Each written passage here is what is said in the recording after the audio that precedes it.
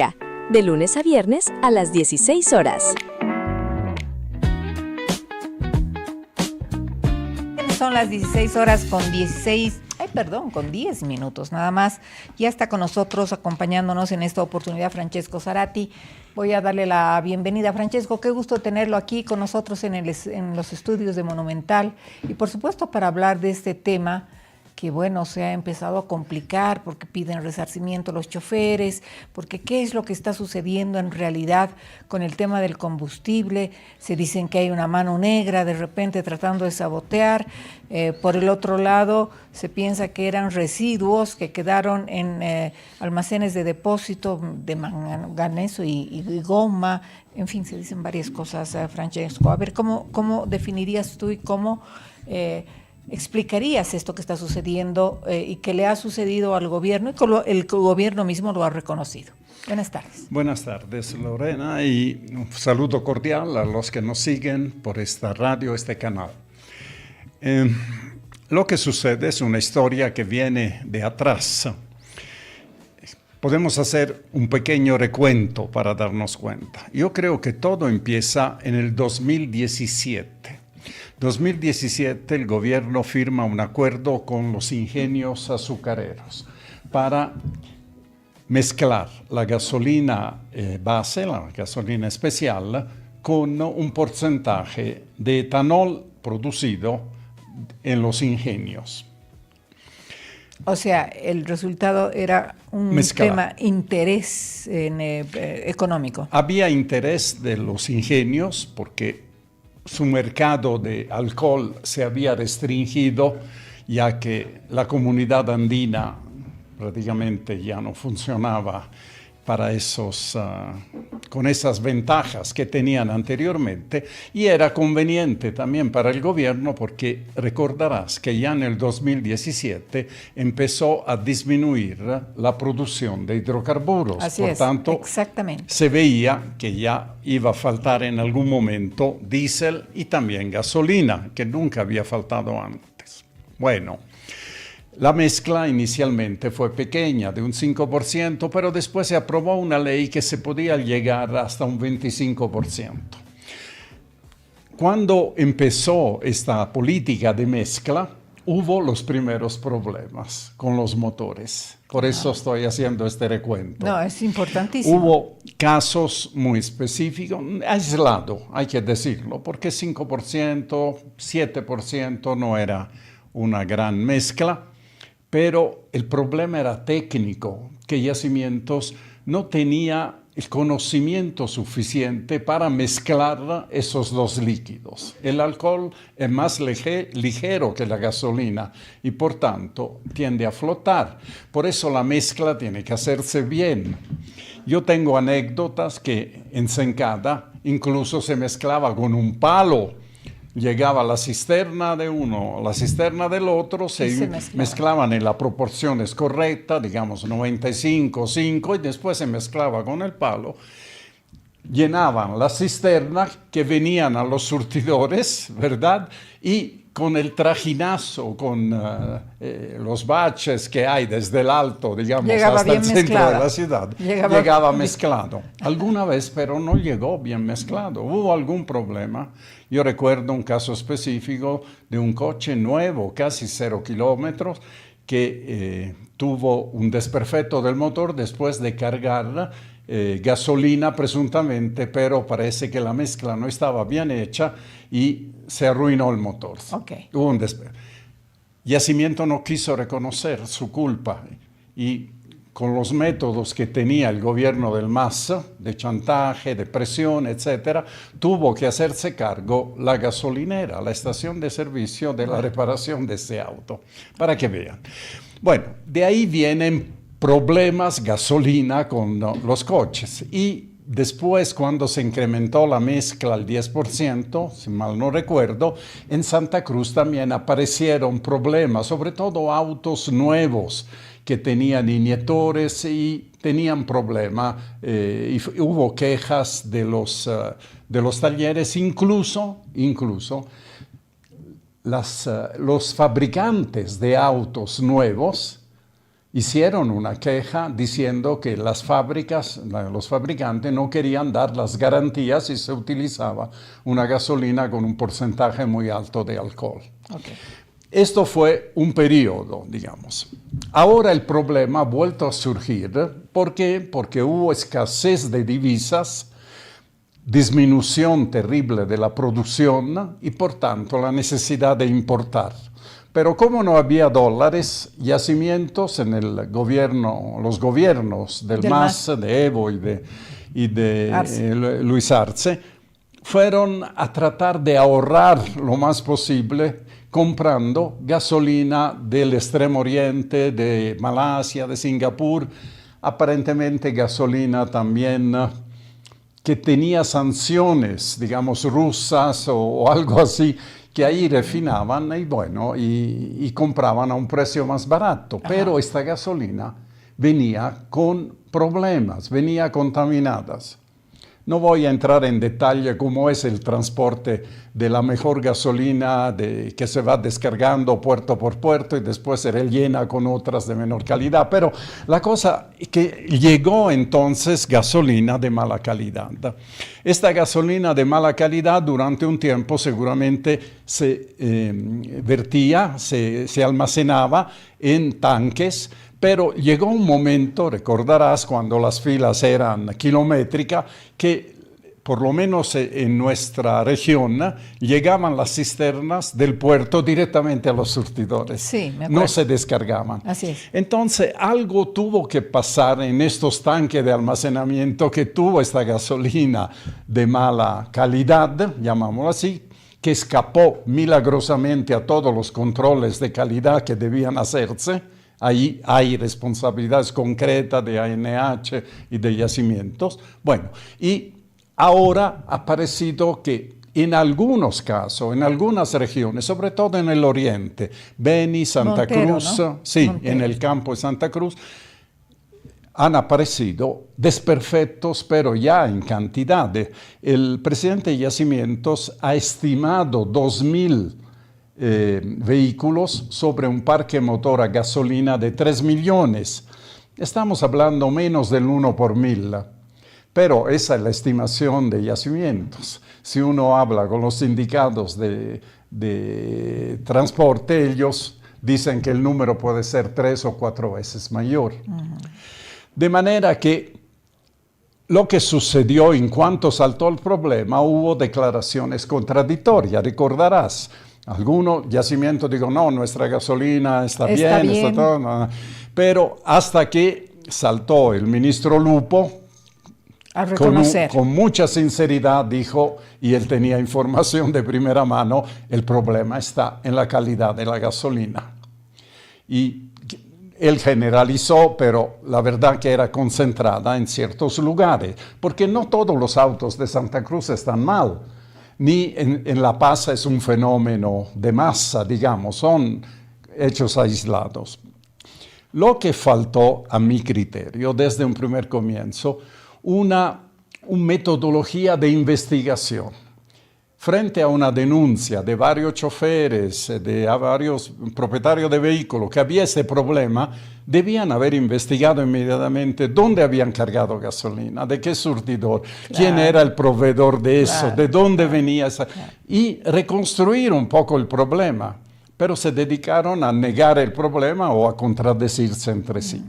Ahora, yo creo que la explicación que da Yacimientos es aceptable, no estoy totalmente convencido, pero es aceptable, que hubo problema en algunos tanques donde se depositó un metal que es el manganeso, sí, que es un metal pesado, y sobre todo goma. La goma mezclada a la gasolina se mete en los inyectores y arruina. Yo sé de una persona en Santa Cruz que tiene un Lexus, un auto de alta gama, que se le arruinó el motor justamente porque se metió la goma y esas cosas. Y han mostrado en la televisión, en los periódicos, fotos de cómo va la cosa. De manera que encontrada la causa, la solución es inmediata, parar inmediatamente el uso de estos tanques, hacer una limpieza total. Pero el gobierno los tiene identificado, querido Francesco. Aparentemente sí, según la conferencia de prensa de ayer del presidente de Yacimiento, ya han identificado los lugares. Si ha habido negligencia en la limpieza de estos tanques, en el mantenimiento, sobre todo en el control de calidad, esto es algo que el presidente ha descrito con una frase: puede haber una mano negra. No ha dicho que hay una mano negra. Pero puede haber. Puede haber. La verdad es que la planta ejecutiva de Yacimiento es la misma del gobierno de Evo Morales y de Arce. Todos son interinos, porque esa es la costumbre. ¿El único que ha cambiado es Joseph Ackley? Es Ackley, creo. No sé si él habrá podido llevar a alguien, ¿no? Pero hay todavía. Eso no los hace sospechosos, obviamente, pero es un motivo para investigar si verdaderamente hubo mano negra, si hay gente que está saboteando la gestión. Digamos que el problema técnicamente está resuelto. Lo que no está resuelto es lo que mencionabas antes, es el problema social, el problema económico. Yo, chofer, tengo mi auto que se me ha arruinado, necesito 5.000 bolivianos, 10.000 bolivianos para repararlo, hacer una limpieza general del tanque, de los pistones, desarmar el motor. ¿Quién paga eso? Y aquí el problema no es tan sencillo. Ahora voy a explicar. ¿Quién es el responsable de eso? Uno podría decir, el responsable, ¿quién no hizo los controles? ANH. O la empresa que contrataron. Han contratado, hoy se ha sabido que han contratado una empresa argentina para hacer controles por $8 millones, si no me equivoco. Bueno, es desde fines de diciembre hasta ahora. No sé qué habrá hecho, habrá que ver los resultados. Otros pueden pensar que no han hecho la limpieza adecuadamente o que le han metido. Es decir, es una hipótesis que hay que descartar. Ojalá se pueda descartar. Pero vamos al problema principal. ¿Quién paga el plato roto? El motor roto en este caso. ¿Quién paga los 5.000, los 4.000 bolivianos? ANH, claro. Yacimientos, Yacimiento Refinería. Algo tiene que ver con el alcohol, porque la primera cosa que han hecho es interrumpir la mezcla del alcohol. Interrumpir la mezcla con el alcohol. Puede ser que el alcohol a esta sustancia, ¿no?, las potencia para que hagan más daño, sobre todo a la goma. No sé, no soy químico, así que no me meto en este campo, pero debe haber una razón, un motivo por el cual han cortado la mezcla con el alcohol. Sobre todo, que sirva de reflexión también, porque actualmente la mezcla que están haciendo es con el 12%. Es una mezcla, a mi criterio, excesiva. O sea, ¿hay mucho alcohol? Es mucho alcohol por la gasolina. Ya. Y la gasolina que llega es de bajo tanaje, de baja calidad. Para subirle el tanaje le meten alcohol. Tiene esa función el etanol. ¿Y estos aditivos que le ofrecen a uno en las gasolineras para subir la potencialidad? El octanaje, eso obviamente sirven, pero son un gasto adicional que uno no tiene. Porque cuestan 80, la gasolina ha 90 subido de precio y uno esperaría que haya ya una calidad adecuada al precio que uno paga. Estamos pagando la gasolina importada a precio internacional. Y estamos pagando la gasolina nacional con el precio nacional, con poco de subvención, yo diría. Entonces, primero que nada deberían decidir quién es el responsable. En teoría es Yacimientos, porque todo gira alrededor de Yacimientos. Pero puede ser alguna yacimiento almacenaje, yacimiento refinación o ANH. Una vez determinado esto, tienen que determinar cómo van a resarcir. Yo soy de la opinión que Yacimiento tiene que resarcir, no puede ser impune. Después, internamente hará la investigación, los procesos para encontrar culpable. Pero frente al ciudadano que ha confiado en la gasolina de Yacimientos, en la calidad de esa gasolina, Mire, hay un hecho muy, muy típico, muy curioso. En Santa Cruz hay un par de gasolineras que venden gasolina premium chilena. Compran en Chile, de la refinería de Chile, y las traen acá. La venden a 10.40, 10.50, un precio En Santa Cruz hay un internacional. surtidor. En Santa Cruz. Ya. Bueno, en esas gasolineras hay cola todo el tiempo de Claro, auto. porque hay la garantía de que no tiene la Entonces, mezcla. ¿qué está pasando? Que Yacimiento está perdiendo la confianza de la gente, del Ese es el ciudadano. tema. Esto no está bien. Eso no está bien. Y ahora, por eso yo soy de la opinión que tiene que asumir. Ahora, ¿cómo asume el daño? Yo creo que no debe ser diciendo, bueno, tráigame mis facturas, le devuelvo el dinero, porque ahí va a haber una cola inmensa de vivos, ¿no? Que su motor funciona mal, le atribuye a la gasolina.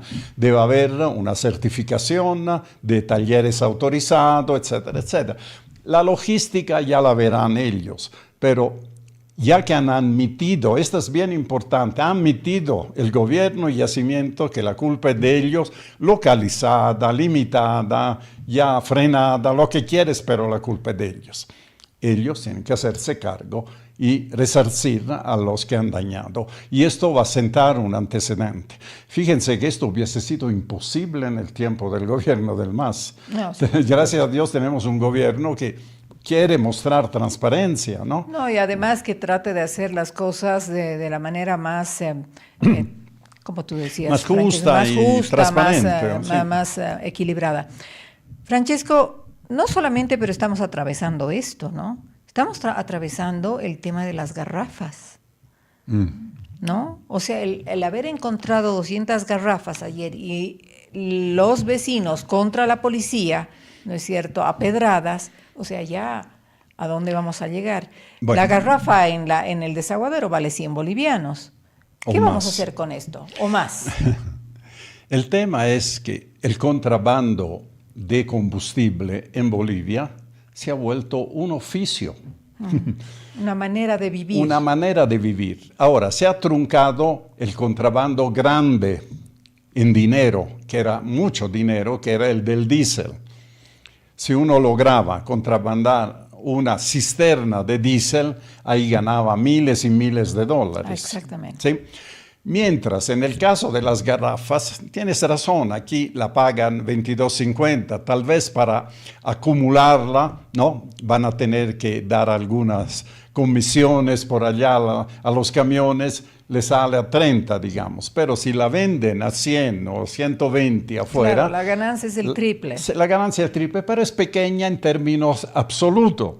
¿Cuántas garrafas tienes que hacer para ganar $1,000? ¿No? Realmente es un negocio pequeño, pero que alimenta un poco este oficio hormiga, digamos. Sí. Gente que vive cerca de la orilla del lago, tiene su barco, lleva 10 garrafas un día, 10 garrafas al otro. Exactamente. Y son, digamos, unos 500, 600 bolivianos, que no vienen mal, sobre todo en el campo.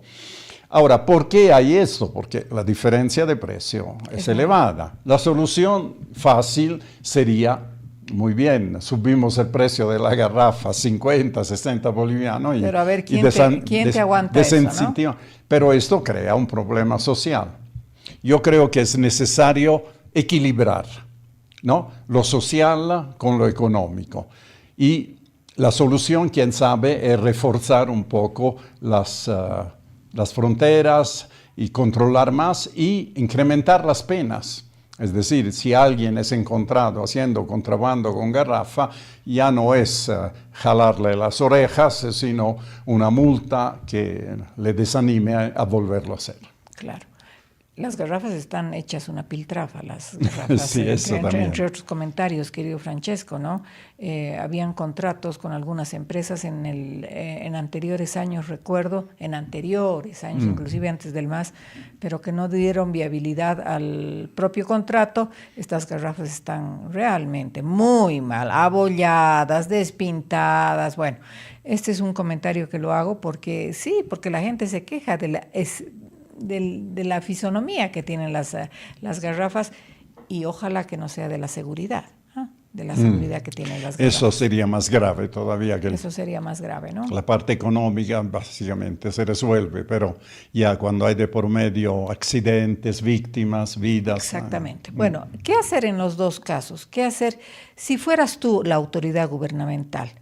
Más controles al tema de la calidad de la gasolina. No sé si darle, digamos, camino abierto a esta empresa argentina que está haciendo el control de calidad. Control de calidad, varios controles de calidad, no sé, enlazados de la misma empresa, no lo sé. Y por otra parte, ¿qué hay que hacer con el tema de las garrafas? Se dice, y la Fundación Jubileo tiene como dato, ¿no es cierto?, que este año, ni siquiera ya el 28, primero dijo el 28, ahora dice este año vamos a estar importando gas, querido Francesco. Sí. Habría que estimar cuánto se va en contrabando, ¿no? Pero hay un hecho que es incontrovertible, que la producción de petróleo va disminuyendo y la producción de gas que tiene el petróleo condensado asociado con ella también disminuye, de manera que tenemos menos materia prima para hacer GLP, el gas de garrafa. Así es. Y el consumo sigue siendo el mismo, crece. Ahora bien, la idea sería que la gente use menos el GLP y que use más el gas. Pero te dicen, no tenemos gas. Sin embargo, quemamos gas a precios ridículos en las termoeléctricas para generar electricidad. Ahora bien, podemos generar electricidad sin gas. Podemos generar electricidad con agua, con sol, con viento, con las energías renovables. Pero no ha habido un plan para poder fomentar la producción de eso, no desde el gobierno, que el gobierno haga parques solares, parques eólicos, sino que los privados, los ciudadanos, en mi casa puedo poner paneles. Ambos, público-privado, ¿no es cierto? Instituciones. Yo siempre peleado para que las alcaldías, las universidades produzcan su propia energía, tienen terrenos, ponen parques solares, producen. Pero para eso se necesita una normativa que permita, por ejemplo, de vender electricidad producida con el sol, para hacer un ejemplo, a la red y recibir una remuneración por eso, que se le pague. Claro. Y cuando uno compra de la red, paga a la red. Es decir, es realmente un plan de transición energética que no tiene Bolivia y que a estas alturas hace falta inmensamente, porque utilizando menos gas, dependiendo menos de gas para generar electricidad, tenemos más gas para llevarlo a los domicilios, para el GNV, por ejemplo, para que los autos usen gas y no usen gasolina. Están felices. Los que tienen GNV, el gas natural vehicular, no tienen el problema de la suciedad, no tienen el problema del incremento de precio, porque sigue siendo mucho más barato, casi un tercio. ¿Y estos híbridos no han tenido problema? Los híbridos, bueno, los híbridos tienen algo de problema porque funcionan con los dos, con gasolina y con electricidad. Los autos 100% eléctricos no tienen problema. Ellos cargan con tarifas domésticas, imagínense. En ninguna parte del mundo te dejan cargar con eso. En otros estados te están dando un bono específico para que utilices y cambies tu auto, ¿no es cierto? En vez de gasolina, que lo pongas, sí, que cambies a eléctrico, ¿no? Eso te están dando un bono. Eso es tener claridad de un plan para hacer esta transición. ¿Cuál es el problema principal? A mí me encantaría tener un coche eléctrico. He sido uno de los primeros en pensar en tener un coche eléctrico. Pero ya tengo un auto a gasolina y tengo suficiente edad para que no me den ningún crédito los bancos. Claro. Entonces yo necesito que el que me vende el coche eléctrico me reciba el auto a gasolina como cuota inicial y después con lo que ahorro pago las cuotas. Así de simple. Estaríamos inundados si hubiera un plan para recibir a cuenta del costo del auto eléctrico y bajaría el precio del auto eléctrico, porque una cosa es vender 50 autos por mes, otra cosa es vender 500. Ahí la economía de escala empieza a funcionar, claro, y el precio es más barato. Por supuesto. Eso no hay, Lorena. Eso no hay un plan que no es solo hagan un parque, como dice el ministro Medinaceli, dice hay que diversificar, hay que producir más electricidad con el sol. Perfecto, eso tiene razón, pero también el gobierno no se le va a pedir nada más que tenga un plan donde no solo le rebajen los aranceles a los autos eléctricos, sino que a los autos a gasolina puedan ser recibidos como parte de pago y utilizados, por ejemplo, en el campo, donde haría mucha falta, no contaminan el ambiente y se usan mucho menos que de lo que se usa en ciudad, ¿no? Una preguntita para salir de Yapita, que no tiene nada que ver con esto. ¿Qué dices de la actitud de Estados Unidos con el petróleo venezolano? Bueno, primero hay que ver un hecho. La producción de petróleo en Venezuela había llegado a niveles realmente increíbles, bajos. Hubo un tiempo en que exportaba 3 millones de barriles por día. Ahora ¿no? Llegó a 700.000, 800.000. Por tanto, era una industria inviable la de Venezuela. Si la intervención de Estados Unidos ayudara a Venezuela a recuperar su industria petrolera, sería un gran logro. Sería un gran logro, pero obviamente Estados Unidos no tiene intención de robarse, como se dice, el petróleo. Lo que quiere es que ese petróleo no vaya a China, no vaya a otro lado. En realidad es un tema geopolítico, es ¿no? un petróleo pesado que Estados Unidos no tiene en la región del Golfo. El petróleo del Golfo es un petróleo ligero. Y para hacer asfaltos, para hacer aceite, para hacer diésel, se necesita el pesado de Venezuela. De hecho, ya Venezuela refinaba su petróleo en Estados Unidos, lo mandaba crudo a Estados Unidos, de ahí lo refinaban y recién lo vendía. Entonces, puede haber una recuperación de Venezuela como productor, pero eso tarda, si es que las empresas de Estados Unidos invierten, porque no va a invertir Donald Trump de su plata. Tiene que convencer, y algunas empresas quieren, otras les han dicho que no creen en la estabilidad de Venezuela. Esa es la situación, pero digamos desde el punto de vista de la producción petrolera, yo creo que es un paso adelante el hecho que Estados Unidos quiera apoyar en la recuperación. Pero aparentemente, Francesco, el petróleo en el ojo de la tormenta también, ¿no? Porque es un tema geopolítico. Estamos viendo, ¿no? Las actitudes respecto al petróleo para que no vaya de Venezuela a China, de Venezuela a Rusia, a Cuba, ¿no es cierto? Estamos viendo los cubanos lo que están sufriendo en estos días. Francesco, siempre es un placer conversar contigo, ¿ah? También para mí, y gracias por la invitación. Espero otras invitaciones ahora que conozco el estudio por primera vez. Claro que sí, así va a ser. Muchas gracias por estar con nosotros. Nosotros hacemos una pequeña